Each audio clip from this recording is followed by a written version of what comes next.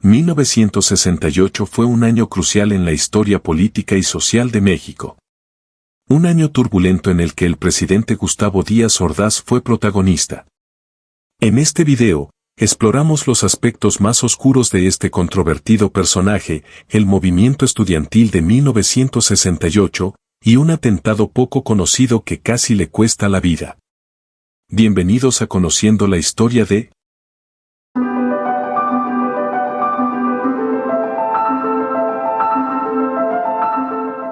¿Quién fue Gustavo Díaz Ordaz? Gustavo Díaz Ordaz Bolaños fue presidente de México desde el 1 de diciembre de 1964 hasta el 30 de noviembre de 1970. Además de político, era abogado. Durante su mandato, el país experimentó un notable crecimiento económico, con un PIB que oscilaba entre el 6 y 8% y una inflación de solo 2.7%, un nivel que México no volvería a ver en décadas. Díaz Ordaz nació el 12 de marzo de 1911 en lo que hoy conocemos como Ciudad Cerdán, Puebla, aunque en su tiempo se llamaba San Andrés Chalchicomula. Fue hijo de Ramón Díaz Ordaz y Sabina Bolaños Cacho. Tuvo 4 hermanos, 2 mayores, Ramón y María, y 2 menores, Ernesto y Guadalupe. Además, era bisnieto del héroe liberal José María Díaz Ordaz y sobrino de Miguel Bolaños Cacho, quien fue gobernador de Oaxaca en 2 ocasiones. También tenía un parentesco lejano con Porfirio Díaz. ¿Qué ocurrió el 2 de octubre de 1968? Todo comenzó con una pelea entre estudiantes en el centro de la Ciudad de México. La policía antimotines, conocidos como granaderos, intervino de manera brutal, no solo golpeando a los involucrados en la riña, sino también a los que estaban de espectadores. Los estudiantes, en su intento por escapar, buscaron refugio en sus escuelas, pero los granaderos los persiguieron hasta allí, agrediendo también a profesores y alumnos que no estaban involucrados. Esto sucedió el 23 de julio de 1968, en un contexto donde los abusos policiales eran conocidos, pero esta represión fue especialmente violenta. La respuesta no tardó en llegar. Estudiantes de la Universidad Nacional Autónoma de México, UNAM, y del Instituto Politécnico Nacional, IPN, organizaron una marcha para protestar contra la brutalidad policial. A esta marcha se unieron miembros del Partido Comunista Mexicano, pero los granaderos volvieron a reprimir a los manifestantes, lo que desató un movimiento estudiantil que se expandió rápidamente. En pocas semanas, universidades como la UNAM y el IPN se declararon en huelga. Las tensiones aumentaron, se reportaron autobuses quemados y explosiones de artefactos. Las autoridades respondieron arrestando a decenas de jóvenes en el Zócalo y ocupando las instalaciones de las universidades con el ejército. Esto llevó a que Javier Barros Sierra, rector de la UNAM, renunciara en señal de protesta. El movimiento estudiantil, representado por el Consejo Nacional de Huelga, no pudo ser controlado hasta la tarde del 2 de octubre. Ese día, se había convocado una nueva marcha que partiría desde la Plaza de las Tres Culturas, en Tlatelolco. Al llegar al lugar, los estudiantes se encontraron con una sorpresa: el sitio estaba rodeado por cientos de soldados. Ante esta situación, los líderes del movimiento anunciaron que, para evitar actos de violencia, la marcha quedaba suspendida. Sin embargo, justo en ese momento comenzó una balacera contra la multitud. Así se abrió un nuevo y doloroso capítulo en la historia de México. Desde aquella tarde, el país no volvió a ser el mismo, pues el cambio político y social era inevitable. La BBC de Londres informó que aún no se sabía de dónde provenían los disparos ni cuántas víctimas hubo realmente. Unos meses después, surgió un personaje que intentó vengar la tragedia ocurrida al pueblo mexicano. Su nombre era Carlos Castañeda, un hombre con ideas religiosas muy radicales. Según el testimonio de Juan Manuel Martínez Vázquez, un compañero suyo, Castañeda defendió fervorosamente a San Agustín, el santo patrón de los teólogos. Ambos asistían a clases nocturnas destinadas a hombres capitalinos sin recursos y migrantes del campo. Martínez relataba que Castañeda se tomaba muy en serio su fe católica, al punto de ganarse el apodo de San Agustín. Esto sucedió porque, cuando un maestro de la historia contemporánea atacaba a la iglesia, Castañeda la defendía con pasión. Incluso, en una ocasión, le confesó a una profesora de química su deseo de convertirse en sacerdote. A pesar de sus intentos, nunca logró ingresar al seminario. Por otro lado, la Dirección Federal de Seguridad, DFS, la Policía de Espionaje Mexicana, fue creada durante la presidencia de Miguel Alemán Valdés con la asistencia de agencias de inteligencia estadounidenses como la CIA. Esta agencia tenía como objetivo preservar la estabilidad interna del país y, por lo tanto, se oponía a cualquier forma de subversión o amenaza, incluidos los intentos de organizaciones antigubernamentales y prosoviéticos para desestabilizar a México. Entre 1968 y finales de la década de los 70, la Dirección Federal de Seguridad fue acusada de detenciones ilegales, torturas, desapariciones forzadas y asesinatos. Naciones Unidas recibió unas 347 quejas relacionadas con crímenes de Estado en territorio mexicano, ocurridos entre 1960 y 1980. La Dirección Federal de Seguridad fue disuelta en 1985, durante la presidencia de Miguel de la Madrid, gracias a la intervención de Manuel Barlet Díaz, entonces secretario de Gobernación. El 5 de febrero de 1970, Carlos Castañeda se enteró de que el presidente Gustavo Díaz Ordaz asistiría al Monumento a la Revolución para celebrar el 53 aniversario de la promulgación de la Constitución de 1917. Poco después, Castañeda salió de su casa, y su recorrido exacto aún es incierto.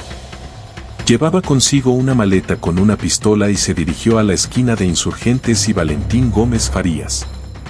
Ese mismo día, Díaz Ordaz tenía previsto conmemorar el aniversario de la fundación del Colegio Militar en Popotla. Marcelino García Barragán, secretario de la Defensa en ese momento, se adelantó para esperar al presidente en el colegio. Cuando Carlos vio pasar un vehículo, creyó que el presidente iba en él y disparó. La gente, que también pensaba lo mismo que Castañeda, coreó vivas al presidente, según se documenta en el informe sobre el atentado a un vehículo de la comitiva del señor presidente de la República, firmado el 6 de febrero de 1970. Juan Manuel Martínez Vázquez, amigo de Carlos Castañeda, fue detenido en 1970 por la Dirección Federal de Seguridad. Su nombre quedó registrado en los archivos de una historia que, hasta hoy, guarda muchos secretos. Martínez, al igual que otros jóvenes, fue sospechoso de participar en el intento de asesinato de Díaz Ordaz. La Dirección Federal de Seguridad consideró que formaba parte de un complot mayor. Eran tiempos de gran conflicto, con estudiantes universitarios que marchaban y protestaban exigiendo el fin de las represiones. Juan le confesó a Castañeda que había participado en las actividades de la Asociación Católica de la Juventud Mexicana, donde los jóvenes católicos repetían con convicción el lema, por Dios y por la patria. Cuando Castañeda fue detenido, llevaba consigo un manuscrito que decía: si el pueblo pide justicia y el gobierno ordena matarlos, los cristianos tenemos la obligación de defender y guiar al pueblo, como lo dicta la teología católica, incluso tomando las armas contra el tirano. En 1969, Castañeda consiguió trabajo como mecánico y allí conoció a un amigo a quien le confesó su plan de asesinar a Díaz Ordaz. El taller GMC, donde trabajaba, estaba ubicado en la avenida Insurgentes Norte, número 1274. Su horario de trabajo era de 9 de la mañana a 7 de la tarde. Fue precisamente en ese lugar donde, en diciembre de 1969, le reveló a un joven de 18 años llamado Juan Vega Zamudio su intención de llevar a cabo el atentado. Vega llegó a solidarizarse con la causa de Castañeda. Para ese entonces, Castañeda ya buscaba un arma, no solo para asesinar a Díaz Ordaz, sino también a otros altos funcionarios del gobierno. Creía que esta era la única forma de acabar con las múltiples injusticias que se vivían en México. En el taller también trabajaba Noé Vilchis, un inmigrante estadounidense de 20 años, quien, al enterarse del plan y de que Castañeda necesitaba un arma, se ofreció a conseguirle una a través de un primo. Fueron a visitarlo al callejón del Tejocote, en Santa Fe. Castañeda le pagó al primo de Vilchis, Juan Álvarez, 900 pesos por un revólver calibre 38. Una cantidad considerable si se tiene en cuenta que Castañeda ganaba un sueldo semanal de aproximadamente 242 pesos. Castañeda guardó el arma en una pequeña maleta en la que estaba escrita la palabra México. Según el expediente, fue en las minas de Santa Fe donde Juan Álvarez le enseñó a Castañeda a cargar y disparar el arma, además de explicarle cómo evitar que las balas se encasquillaran. Las municiones las compraban en la calle Donceles, en el centro de la ciudad. Álvarez habría declarado después que Castañeda tenía ideas subversivas. Voy a vengar la muerte de los estudiantes, mujeres y niños inmolados en Tlatelolco, escribió Castañeda en una carta que dejó en el buzón de una revista de la época, poco antes de intentar asesinar a Díaz Ordaz. La carta, titulada Noticia, suceso que ocurrirá el 5 de febrero de 1970, fue interceptada por la Dirección Federal de Seguridad. Castañeda fue aislado por 4 años y sometido a un tratamiento psiquiátrico con fármacos que lo afectaron de manera permanente. Permaneció recluido en el Hospital Samuel Ramírez Moreno, ubicado en Chalco, Estado de México. Durante este tiempo, no tuvo contacto con prácticamente nadie, ya que fue internado en un pabellón construido especialmente para él. Esto ocurrió porque el atentado nunca se hizo público, ni fue llevado a juicio penal para recibir una sentencia conforme a la ley. Fue sometido a estricta vigilancia y recibió tratamiento antipsicótico, lo que le provocó daños físicos y mentales irreversibles. Por esta razón, cuando fue liberado a los 51 años, durante el gobierno de Carlos Salinas, no pudo adaptarse a la vida familiar en el hogar de su hermano y terminó en la indigencia. Falleció en la madrugada del 4 de enero de 2011, después de ser atropellado por un vehículo que nunca fue identificado. El intento de asesinato del presidente Díaz Ordaz es innegable, pero expertos y medios de comunicación señalan que la respuesta del gobierno fue excesiva y que un asunto de tal magnitud no debió ser oculto.